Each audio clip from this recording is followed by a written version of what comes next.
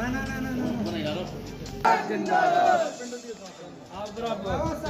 जिंदाबाद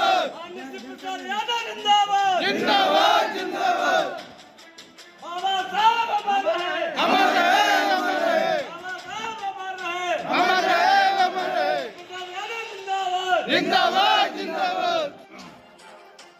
आपका मन रिझाने में बहुत माहिर है, लेकिन वो आपको जाल डालते हैं, शिकारी का दाना डालता है। 5 किलो फ्री गला देने का दाना डालना। ये क्षणों में श्रद्धा अर्पित करते हुए हमारे बीच में जो भी हमारे पार्टी के नेतागण यहाँ पर उपस्थित हैं, हम उनका सबका सम्मान करते हैं। हमारे जो बीच में माताएं, बहनें, बेटियां, बुजुर्ग बैठे हुए, उनको सबको चरण स्पर्श करता हूँ, नौजवानों को सम्मान करता हूँ। आज आप सब लोग पास के हैं, कोई बहुत दूर के नहीं है। मैं भरथना से विधायक रह चुका हूँ, सबको मालूम है जी। और भरथना समाजवादी पार्टी का गढ़ माना जाता था। वहां सपा हमेशा जीतती थी, अपना कभी खाता खुला ही नहीं। और 40-40, 50-50 हजार से जीत करके जीतते थे। लेकिन जब बहन जी ने मुझे अपना आशीर्वाद दिया तो 2007 में नामांकन के आखिरी दिन श्री मुलायम सिंह जी मुख्यमंत्री होते हुए हमारे खिलाफ पर्चा भरने आए, इसलिए कि इसको जीतने नहीं देना। लेकिन बहन जी का इतना आशीर्वाद था कि पूरे दिन भर की लड़ाई में धरती पुत्र धरती चाटते रहे और हाथी उनके ऊपर छाती पर चढ़ा चिंघाता रहा। पूरे दिन भर की लड़ाई में मात्र 6700 वोटों से डीएम साहब ने उनको जितवाया। आज बहन जी ने फिर आपके बीच में हमको आशीर्वाद दिया। मैनपुर से सपागढ़ में 19 साल में बसपा में रह चुका, 19 साल लगातार। और बसपा से इटावा लोकसभा का एक चुनाव लड़ा 99 में, 5 चुनाव लड़े विधानसभा के, और फिर ये 2024 का चुनाव बहन जी के आशीर्वाद से यहाँ पर मैनपुर लड़ रहा। सभी आपको कैडर देने की जरूरत नहीं है। मैं जानता हूँ आप सभी लोग वेल कैडराइज हैं। हमारी बहनें, बेटियां, आप सभी लोग अच्छी तरीके से अपने मान सम्मान स्वाभिमान की लड़ाई लड़ना जानते हैं। लेकिन मैं आपसे एक बात पूछना चाहूंगा कि क्या आप चाहते हैं, आपके दिल में ये है कि जैसे शिवप्रसाद यादव ने भरथना में सपा के गढ़ को ढा दिया, और कितनी खुशी हुई थी उस दिन बहन जी को, और पार्टी का कितना सम्मान बढ़ा था उस दिन जिस दिन भरथना का किला ढह गया था सपा का। तो क्या आपको ये भी मन में है इच्छा कि मैनपुरी का गढ़ ढह जाए सपा का और नीला परचम फैल जाए? बोलो, आपके मन में है सब लोग? आपके सबके मन में है? हंस के बोलो, खुद सबके मन में है? अच्छा, जो मन में है, तो अगर अपने दुश्मन को हराने के लिए हमें कोई चीज खरीदनी है, वो चीज है 1 रुपए की, और मेरे पास है 70 पैसे, तो 30 पैसे हम कहां से लाएंगे? बोलो भाई, 30 पैसे जुगाड़ करते हैं ना, 30 उधार लेते हैं, लोन लेते हैं, व्यवहार में ले लेते हैं, 10 दिन बाद दे देंगे भैया, ऐसे करते हैं ना? बोलो भाई, चलो हाँ उकारा करो, ऐसे करते हैं ना? हमारे पास सपा के गढ़ को गिराने के लिए ताकत कम है। तो हमारी जो ताकत है वो ताकत इकट्ठी हो, और अपने व्यवहार से हम अपने पास पड़ोस के सभी समाज के लोगों से भी व्यवहार में वोट मांगे सब तारीख के लिए। बोलो भाई, बोल नहीं रहे? आपने बहन जी की 4 बार की सरकार कोई भी कठरिया समाज, वाल्मीकि समाज, जवाकर समाज, संत समाज ऐसी की बात कर रहा हूँ। पाल समाज, कस्तर समाज, सत्ता समाज, वाल्मीकि समाज के बड़े बुजुर्गों के पैर छूने में कोई हमारी बेइज्जती है क्या? बड़ा भाई जो बड़ा होता है, जो बड़ा भाई होता है, घुट-घुट के जीवन जी रहे हैं। केवल वही दादा है जो सैफई परिवार का सगा है। जिसका सैफई परिवार से रिश्ता है वही हीरो है। बकाया खूब वोट देते देते मर जाओ उनको हीरो बनाने में, लेकिन जब उनको आप हीरो बनाते हैं तो आप उनको हीरो बताइए। बात सही है नहीं?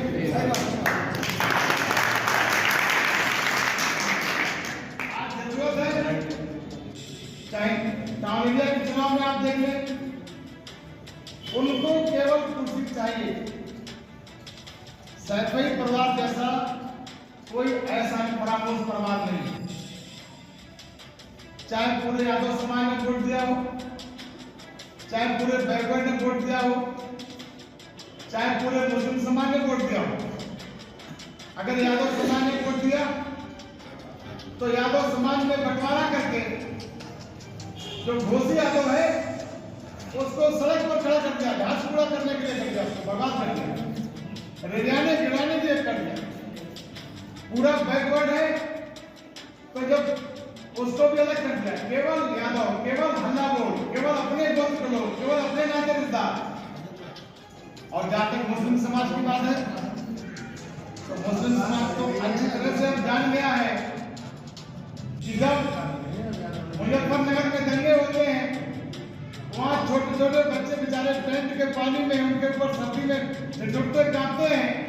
और तब ये सैफई परिवार के लोग मुंबई से बुला करके हीरोइन हीरोइन उनके डांस देखते हैं, तब उनके डांस देखते हैं।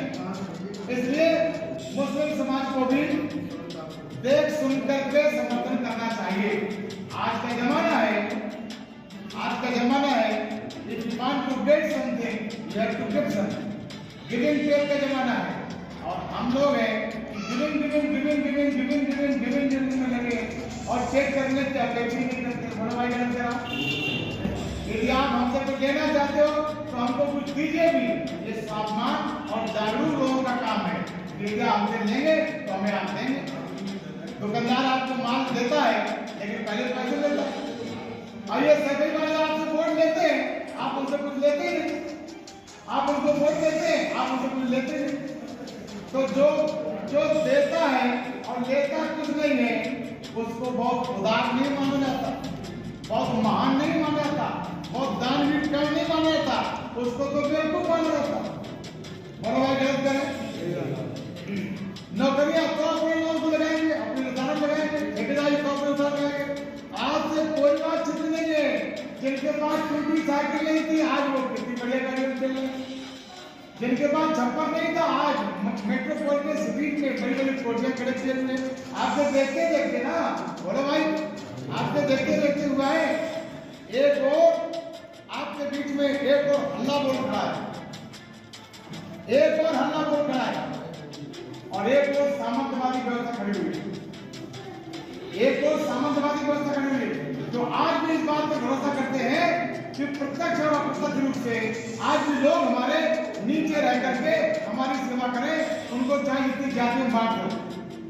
एक और इस प्रकार के लोग हैं, एक और हल्ला के लोग हैं, एक और महात्मा गौतम बुद्ध की विचारधारा, न हिंदू बनेगा न मुसलमान बनेगा, इंसान की औलाद है, इंसान बनेगा। महात्मा बुद्ध की विचारधारा है जात तोड़ो इंसान जोड़ो, जात तोड़ो इंसान जोड़ो। ये महात्मा गौतम बुद्ध की विचारधारा है। मैंने कल आज तक में इंटरव्यू में भी कहा था कि ये सब दोनों के दोनों ये सब खुरापाती हैं, दोनों खुरापाती, सत्ता खुरापाती, भाजपा खुरापाती। केवल भारतीय केवल समाजवादी जो है बहुजन समाज पार्टी समता ममता संभावना के रास्ते पर चलकर सर्वजन सुखाए और सर्वजन हिताय के आधार पर काम करती है। मैं नाम है चार बार चार बार लोग आरोप लगाते हैं, कहते होंगे कि भाजपा से सर्वे का संगठन ठीक है, भाजपा से लेकर सरकार में लेकिन हिम्मत होती जब वहाँ स्पीकर जन्मभूमि में उधर मचाने के लिए मथुरा में जब भारतीय जनता पार्टी के युवा मोर्चा के लोग पहुंच गए थे तो उनके पुटकों पर लट किसने लगवा बोलो, उनके पुटकों पर लट भी तो बहन ने लगाया था। बहन जी कभी भी अपने उसूलों से समझौता नहीं करती है और पूरे 5 साल की सरकार हो गई, पूरे 5 साल की सरकार हुई, राम जन्मभूमि प्रकरण का निर्णय बहन जी के शासन के काल में आया, लेकिन किसी भाई की हिम्मत नहीं पड़ी कि कहीं कोई खटपट करता है। बहन जी ने कहा 1 लाख लक्ष्य तैयार करो इन खुराबादियों के लिए। 1 लाख लक्ष्य को उठाना ही नहीं पड़ा, बहन जी पे हुंकारी पर्याप्त हुई और समझौता ठीक नहीं। 5 वर्षों की सरकार में कोई भी दंगा नहीं, कोई भी फसाद नहीं, सब लोग प्रेम स्नेह से भाईचारे से काम करते थे। तो हमको आज बहन मायावती जी के विचारों को बंद करते हुए, उनकी नीतियों को बंद करते हुए हमें उनको ताकत देनी है। और मैं आपको घोषित कराता हूँ कि इस बार के चुनाव का वातावरण बहुत अच्छा है, आपको बताओ भाई अच्छा बताओ बसपा का हाथी सिंगारा है कि जोर बोलो बोल जोर बोलो भाई, बसपा का हाथी सिंगारा है कि सिंगारा, अरे बसपा का हाथी तब सिंगारा है मैनपुरी में जब 2009 से हमारा अपना कोई भी मैनपुरी में प्रत्याशी नहीं उतरा।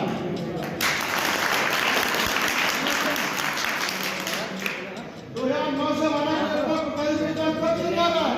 मैं बहुत बहुत बधाई देता हूँ, बहुत बहुत अभिनंदन करता हूँ, बहुत बहुत वंदन करता हूँ बहुजन समाज पार्टी के सभी जांबाज कार्यकर्ताओं को कि उन्होंने अपना वजूद बचाए रखा, उन्होंने अपना हौसला बढ़ाए रखा और सबकी नीतियों पर चलकर उन्होंने अपना रास्ता बहुत प्रशस्त किया। इसलिए आप सबका आभार व्यक्त करता हूँ। आपसे जो प्रार्थना है, आप सेवा का मौका देंगे, आप एहसास करेंगे। मैं देख रहा हूँ 80% गाँव में कच्ची सड़कें हैं। बेरोजगारों के लिए एक मैनपुरी जिले में कोई फैक्ट्री, कोई कारखाना, कोई उद्योग धंधा नहीं लगा पाया जी। और वो उद्योग धंधा उन्होंने इसलिए नहीं लगाया कि वे जब उनकी सरकारें आ जाती हैं तो वो धंधा अपना पैदा कर लेती हैं। धंधा उनका होता है मोटरसाइकिल चुराना, ट्रैक्टर चुराना, भैंस चुराना, बकरे चुराना, लोगों की ज़मीन पर कब्जा करना। इसलिए उन्होंने कोई उद्योग धंधे स्थापित नहीं किए हैं। तो जनता के मेरे पास बहुत मुद्दे हैं जनता के बीच जाने के और जनता समर्थन कर। क्या इस बार यादव समाज भी हाथी की तरफ जा रहा है? एकदम निश्चित रूप से घोसी यादव समाज पूरी ताकत के साथ हाथी की सूंड को पकड़ेगा, हाथी के निशान पर मोहर लगाएगा और अपने 40 साल के अपमान का बदला घुटन भरी जिंदगी से मुक्ति पाएगा। आपने देखा है कि आदित्य यादव, अखिलेश यादव की पुत्री जो डिम्पल यादव के समर्थन में पुत्री होकर वोट की अपील कर रही हैं, जो पहले देखा है बड़े बड़े नेता भी नहीं आते थे, अब पुत्री तक प्रचार में आने, क्या कहना चाहेंगे? मेरा आदित्य बिटिया को बहुत बहुत आशीर्वाद है। वो खूब पढ़े लिखे और नौकरी तो इसलिए नहीं करेगी कि चौक सफे के लोग कोई नौकरी करते ही नहीं, वो भी बड़ी नेता बने और नेता बनने की वो प्रैक्टिस कर रही है बेचारी। ठीक है। अच्छा, कन्नौज सीट को लेकर समाजवादी पार्टी में कन्फ्यूजन थी, कहीं तेज प्रताप यादव को टिकट देकर फिर काट दी, अब अखिलेश यादव खुद वहां से नामांकन कर दिया, क्या कहना चाहिए? ये सिद्ध करता है कि समाजवादी पार्टी का आत्मविश्वास कमजोर है, उसको अपने बेस बोर्ड पर विश्वास नहीं रहा है, जनाधार विश्वास नहीं रहा है, इसलिए वो असमंजस में कभी किसी काटते हैं, कभी किसी जोड़ते हैं।